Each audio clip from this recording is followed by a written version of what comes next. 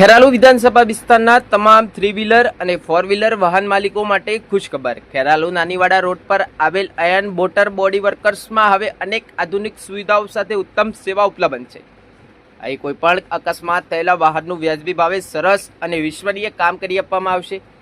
ગાડીનું બોડી કામ અને કલર કામ ઉત્તમ ક્વોલિટી સાથે, એક્સિડન્ટ ગાડીઓનું 0 લેવલથી સંપૂર્ણ રિપેરિંગ, સીએનજી રિક્ષા માટે તમામ પ્રકારનું કામ ઉપલબ્ધ છે।